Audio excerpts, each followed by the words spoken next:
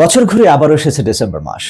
১৯৭১ সালের এই মাসেই আমাদের মুক্তিযুদ্ধের পরিসমাপ্তি ঘটেছিল পাকিস্তানি হানাদার বাহিনীর আত্মসমর্পণের মাধ্যমে। বিশ্বের বুকে নতুন একটা ভূখণ্ড আর পতাকা নিয়ে চূড়ান্তভাবে আত্মপ্রকাশ করেছিল আমাদের আজকের বাংলাদেশ। কিন্তু আজ সেই বিজয়ের ৫৪ বছর পর কোনো কোনো মহল থেকে নতুন করে প্রশ্ন উঠছে, আমরা কি আসলেই সেদিন বিজয় অর্জন করেছিলাম, নাকি পাকিস্তানের হাত থেকে ছুটে ভারতের করায়ত্ত হয়েছিলাম? আর এই বিতর্কেই নতুন করে একটা পুরনো ইস্যু উঠে আসছে বারবার। ১৬ ডিসেম্বর ১৯৭১ ঢাকার রেসকোর্সে পাকিস্তানি বাহিনীর আত্মসমর্পণের ঘটনা। এই আত্মসমর্পণ বা সারেন্ডার সেরেমনি নিয়ে এখন অনেক প্রশ্ন রয়ে গেছে। কেন সেদিন সেখানে মুক্তিবাহিনীর সর্বাধিনায়ক কর্নেল ওসমানী গেলেন না? কেনই বা তড়িঘড়ি করে উইং কমান্ডার A.K. খন্দকার সেখানে গেলেন? সেই সারেন্ডার সেরেমনিতে স্বাক্ষরিত দলিলে কি ছিল, কেন ছিল? এই সমস্ত প্রশ্ন নিয়ে বা প্রশ্নের উত্তরগুলো নিয়ে বিস্তারিত আলোচনা অনেক সময় সাপেক্ষ ব্যাপার। তবে তার একটা সংক্ষিপ্ত বর্ণনা আজ আপনাদের সামনে তুলে ধরছি। সারেন্ডার সেরেমনির মূল অংশগ্রহণকারী ছিলেন দুজন ব্যক্তি। পাকিস্তানি বাহিনীর পক্ষে তাদের commander eastern command lieutenant general Amir Abdullah Khan Niazi, আর ভারতীয় বাহিনীর পক্ষে তাদের eastern commander general officer commanding in chief lieutenant general Jagjit Singh Aurora. তবে তার আগে নিয়াজির সারেন্ডার এবং তার স্বাক্ষরিত ইনস্ট্রুমেন্ট অফ সারেন্ডার তৈরিতে বেশ কয়েকজন মানুষের ভূমিকা ছিল, যেমন ভারতীয় তৎকালীন সেনাবাহিনীর প্রধান জেনারেল সাম মানেকশো, কলকাতার eastern commander chief of staff major general JFR Jacob, ঢাকায় পৌঁছানোর প্রথম ভারতীয় general major general Gandharva Singh নাগরা এদের মাঝে অন্যতম। একটা ইন্টারেস্টিং ব্যাপার হচ্ছে, এই সারেন্ডার সেরেমনিতে আপাত দৃষ্টিতে সবচেয়ে কম ভূমিকা রাখা মানুষটা ছিলেন স্বয়ং জেনারেল অরোরা। তিনি শেষ মুহূর্তে সস্ত্রীক ঢাকায় এসে সারেন্ডার সেরেমনিতে উপস্থিত হন এবং স্বাক্ষর করেন। ১৬ ডিসেম্বরের প্রায় ২ দিন আগে থেকেই মোটামুটি আভাস পাওয়া যাচ্ছিল যে নিয়াজির পক্ষে ঢাকাকে রক্ষা করা সম্ভব নয়।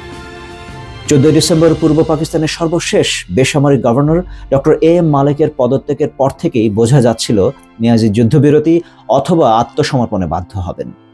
এরই মাঝে জাতিসংঘের প্রতিনিধি এবং ঢাকার মার্কিন কনসুলেট ও দিল্লির মার্কিন দূতাবাসের মধ্যস্থতায় এ সংক্রান্ত আলোচনা চলছিল।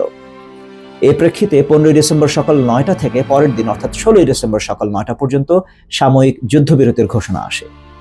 ঢাকার পতন তখন সময়ের ব্যাপার মাত্র।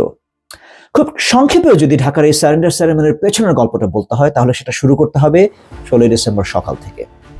সেদিন ভারতীয় বাহিনীর প্রথম ফরমেশন হিসেবে ঢাকার উপকণ্ঠে আমিনবাজারে মিরপুর ব্রিজের অন্য প্রান্তে এসে পৌঁছান ভারতীয় সেনাবাহিনীর ১০১ কমিউনিকেশন জোনের জেনারেল অফিসার কমান্ডিং বা GOC মেজর জেনারেল নাগরা। জামালপুর জেলার ধনুয়া কামলপুর সীমান্ত অতিক্রম করে অনেকটা অপ্রত্যাশিতভাবেই অন্য যে কোনো ফাইটিং ফরমেশনের আগে ঢাকায় পৌঁছে যায় এই ১০১ কমিউনিকেশন জোন। তবে সেই কামালপুর সীমান্তে ল্যান্ডমাইন বিস্ফোরণে ফরমেশনের GOC মেজর জেনারেল গুরবক সিং গিলের গাড়ি উল্টে যায় এবং জেনারেল গিল তার একটা পা হারান। তখন তার জায়গায় দায়িত্ব নেন জেনারেল নাগরা। আর এভাবেই ভাগ্যচক্রে সামরিক একাডেমিতে নিজের কোর্সমেট জেনারেল নিয়াজির আত্মসমর্পণের সাথে তার নামটাও জুড়ে যায়। যাই হোক, ফিরে আসি মূল ঘটনায়। মিরপুর ব্রিজের অন্য পারে দাঁড়িয়ে জেনারেল নাগরা তার কোর্সমেট জেনারেল নিয়াজিকে উদ্দেশ্য করে একটা চিরকুট লিখলেন। My dear Abdullah, I am at Mirpur Bridge. You have done the right thing to save lives and property. Send somebody to contact me at Mirpur Bridge. সকাল ৯টার দিকে নিয়াজি নিজের অফিসে এই নোটটা হাতে পেলেন। তাকে ঘিরে তখন বসেছিলেন কয়েকজন মানুষ। মেজর জেনারেল মোহাম্মদ জামশেদ, যার দায়িত্ব ছিল ঢাকাকে রক্ষা করা, পূর্ব পাকিস্তান নৌবাহিনীর কমান্ডার রিয়ার অ্যাডমিরাল শরীফ, এবং অবশ্যই পূর্ব পাকিস্তানের গভর্নরের উপদেষ্টা সেই কুখ্যাত মেজর জেনারেল রাও ফরমান আলী। নোটটা পাওয়ার পর জেনারেল ফরমান প্রথমে জিজ্ঞেস করলেন, জেনারেল নাগরা কি যুদ্ধবিরতির ব্যাপারে আলোচনা করতে এসেছেন? সারেন্ডার বা আত্মসমর্পণ শব্দটা তখন পর্যন্ত পাকিস্তানি জেনারেলরা ব্যবহার করতে চাচ্ছিলেন না। নিয়াজির নীরবতা দেখে তিনি আবারও প্রশ্ন করলেন, কোনো রিজার্ভ কি বাকি আছে? আবারও নিয়াজি নীরব। পাশ থেকে রিয়ার অ্যাডমিরাল শরীফ একই প্রশ্ন পাঞ্জাবিতে করলেন, কুছ পারলে হ্যাঁ, যার অর্থ থলের ভেতর কি কিছু আছে? নিয়াজি এবার তাকালেন ঢাকার প্রতিরক্ষার দায়িত্বে থাকা জেনারেল জামশেদের দিকে। জামশেদ না সূচক মাথা নাড়লেন। তখন ফরমান এবং শরীফ অনেকটা একসাথেই বলে উঠলেন, যদি তাই হয় তাহলে সে যা বলছে তাই করুন। জেনারেল নিয়াজি তখনই জেনারেল জামশেদকে পাঠান জেনারেল নাগরাকে নিয়ে আসার জন্য। জামশেদ মিরপুর ব্রিজে গিয়ে নাগরাকে অভ্যর্থনা জানিয়ে প্রথমেই তার কাছে নিজের রিভলভারটা আত্মসমর্পণ করেন। যদিও এরপরও ঢাকার বিভিন্ন জায়গায় খণ্ড খণ্ড গোলাগুলি হয়েছে, কিন্তু মূলত সেটাই ছিল ঢাকার পতন। জামশেদ নাগরাকে নিয়ে সরাসরি নিয়াজির অফিসে চলে আসলেন। ভাগ্যচক্রে দুইজন আজ যুদ্ধের ময়দানে মুখে মুখে দাঁড়িয়ে থাকলেও নিজের কোর্সমেট নাগরাকে দেখে নিয়াজি নিজেকে ধরে রাখতে পারলেন না। কান্নায় ভেঙে পড়ে নিয়াজি বললেন, পিন্ডি মে ব্যাঠে হুয়ে হারামজাদা নে মরवा दिया, যার অর্থ পিণ্ডিতে বসে থাকা বেজন্মাগুলোই আমাকে শেষ করে দিল। যদিও নিয়াজির নিজেকে সামলাতে বেশি সময় লাগলো না। একটু পরেই তিনি নাগরাকে পাঞ্জাবি ভাষায় তার স্বভাবসুলভ অশ্লীল আর আদিরসাত্মক সব কৌতুক বলা শুরু করলেন। ঢাকায় পাকিস্তানি বাহিনীর আত্মসমর্পণের কথাবার্তা শুরু হতেই দিল্লিতে ভারতীয় সেনাবাহিনীর প্রধান general Manekshaw, eastern commander GOC general Aurora এবং তার chief of staff general Jacob সবাই ব্যস্ত হয়ে গেলেন। জেনারেল মানেকশর নিজের দেওয়া ইন্টারভিউ থেকে জানা যায়, পূর্ব পাকিস্তানে অপারেশনের শুরুতেই নিজ বাহিনীর উপর তার এতটাই আত্মবিশ্বাস ছিল যে তিনি আগে থেকেই সারেন্ডার ডকুমেন্ট তৈরি করে রেখেছিলেন। তৎকালীন ভারতীয় প্রধানমন্ত্রী ইন্দিরা গান্ধীর মুখ্য সচিব PN হাকসার এবং ভারতীয় সরকারের প্রতিরক্ষা সচিব KB লালের সাথে পরামর্শ করেই তিনি তা তৈরি করে রাখেন।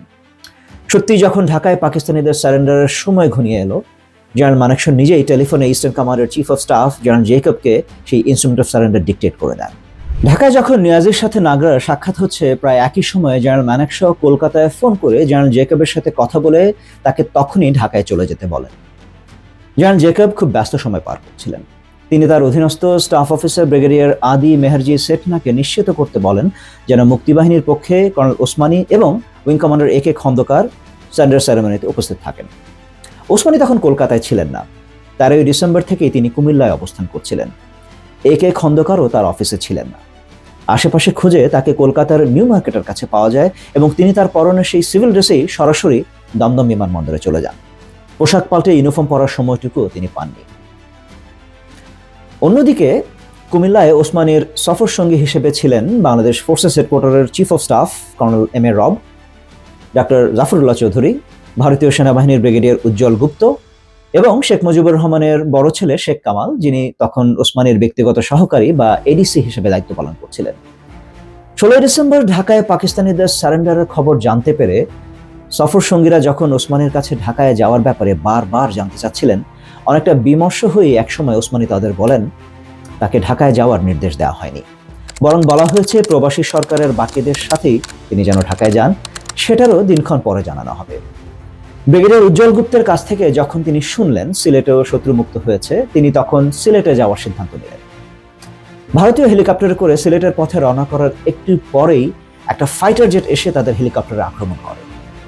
এই ঘটনায় কর্নেল রব গুলিবিদ্ধ হলেও প্রাণে বেঁচে যান ডক্টর জাফরুল্লাহ চৌধুরীর তাৎক্ষণিক সেবার কারণে। হেলিকপ্টারটি তখন হবিগঞ্জের একটা গ্রামে ইমার্জেন্সি ল্যান্ড করতে বাধ্য হয়।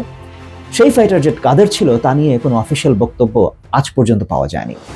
তবে পূর্ব পাকিস্তানে পাকিস্তান বিমান বাহিনীর তখন অস্তিত্ব নেই বললেই চলে। হয় তাদের বিমান সব ধ্বংস হয়ে গেছে, আর যেগুলো বাকি ছিল সেগুলো উড্ডয়নযোগ্য ছিল না সমস্ত রানওয়ে ধ্বংস হয়ে যাওয়ায়। আর সেই ফাইটার জেটটাও আক্রমণ শেষে আসামের গুয়াহাটির দিকে চলে যেতে দেখা যায়।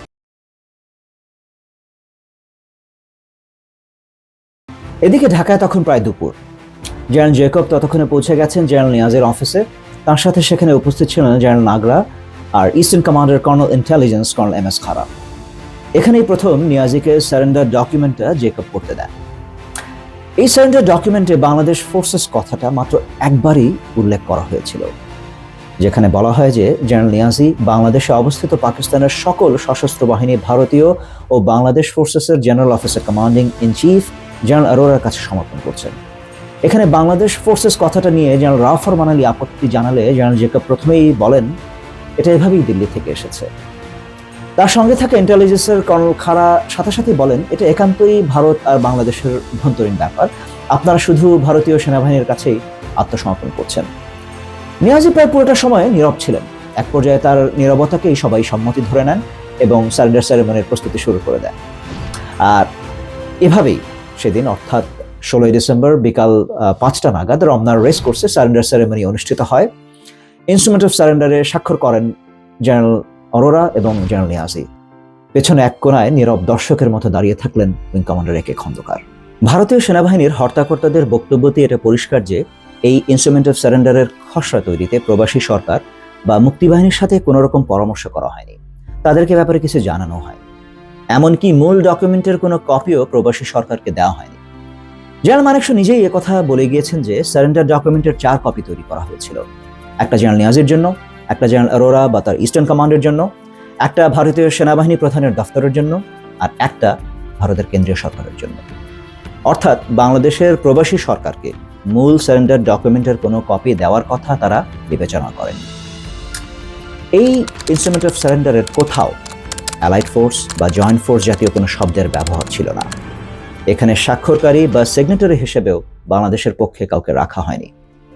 নিকট অতীতেও যদি এ ধরনের সারেন্ডারের নজির আমরা খুঁজতে চাই, চমৎকার দুটো নজির খুব সহজেই পাওয়া যায়।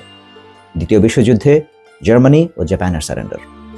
জার্মানির ইনস্ট্রুমেন্ট অফ সারেন্ডারে ইউরোপিয়ান ফ্রন্টে মিত্রবাহিনীর 4 শরিক অর্থাৎ আমেরিকান, ব্রিটিশ, সোভিয়েত এবং ফ্রেঞ্চ সবারই একজন করে প্রতিনিধির স্বাক্ষর ছিল। অন্যদিকে জাপানের ইনস্ট্রুমেন্ট অফ সারেন্ডারে প্যাসিফিক ফ্রন্টে যুদ্ধ করা 9 শরিকের সবারই একজন করে প্রতিনিধি স্বাক্ষর করেছিলেন। সুতরাং ভারত সরকার বা সেনাবাহিনীর যদি সেই রকম কোনো সদিচ্ছা থাকতো, তারাও এই ইনস্ট্রুমেন্ট অফ সারেন্ডারে বাংলাদেশের অংশীদারিত্ব নিশ্চিত করতে পারতেন, কিন্তু তারা সেটা করেননি। আর এ কারণেই বাংলাদেশ ব্যতীত সারা বিশ্বের সামরিক ইতিহাসে এই যুদ্ধ 1971 সালের ভারত পাকিস্তান যুদ্ধ হিসেবেই আজীবনের জন্য লিপিবদ্ধ হয়ে গেল, যেখানে পাকিস্তানিরা ভারতীয়দের কাছে আত্মসমর্পণ করেছে। বাংলাদেশের মুক্তিযুদ্ধের ইতিহাস নিয়ে কম টানা হ্যাচড়া হয়নি। আওয়ামী ফ্যাসিস্ট শাসন আমলে আমাদের মুক্তিযুদ্ধ হয়ে গিয়েছিল একটা ওয়ান ম্যান শো। অপরদিকে 1971-এ যারা আমাদের স্বাধীনতার বিরোধিতা করেছিল, তাদের একটা মহল থেকে মুক্তিযুদ্ধের সবকিছুকেই প্রশ্নবিদ্ধ করার চিরাচরিত স্বভাবটা আবার নতুন করে জেগে উঠেছে। ভারতীয় আধিপত্যবাদী ষড়যন্ত্র হিসেবে মুক্তিযুদ্ধকেই খারিজ করে দেওয়ার সেই পুরনো খেলাটা আবার খেলা শুরু হয়েছে। অবশ্যই আমাদের মুক্তিযুদ্ধে ভারত তার নিজের স্বার্থে আমাদের সাহায্য করেছে। সেই যুদ্ধের সম্পূর্ণ কৃতিত্ব নিয়ে নেওয়ার চেষ্টাটাও তারা ক্রমাগত করে গেছে এবং অনেক ক্ষেত্রে তারা সফলও হয়েছে, কিন্তু তাতে আমাদের মুক্তিযুদ্ধ খারিজ হয়ে যায় না। মুক্তিযুদ্ধ চলাকালে অজস্র মানুষের রক্তপাত তাতে বাতিল হয়ে যায় না। একটা দেশ বা সেই দেশের মানুষ আসলে স্বাধীন কিনা বা স্বাধীন হলেও কতটা স্বাধীন, এক টুকরো কাগজ আসলে সেটার নির্দেশক কখনোই হতে পারে না। মানুষের আসল স্বাধীনতা তার মস্তিষ্কে, তার চিন্তা চেতনায়, আর সেই চিন্তার স্বাধীনতাটাই আমাদের কাম্য হওয়া উচিত। আমরা যেন আর কখনোই অন্য কোনো দেশ তো দূরের কথা, কোনো দল, পরিবার বা কোনো ব্যক্তি কারো হাতেই আমাদের স্বাধীনতা তুলে না দিই। সবাইকে বিজয় দিবসের শুভেচ্ছা।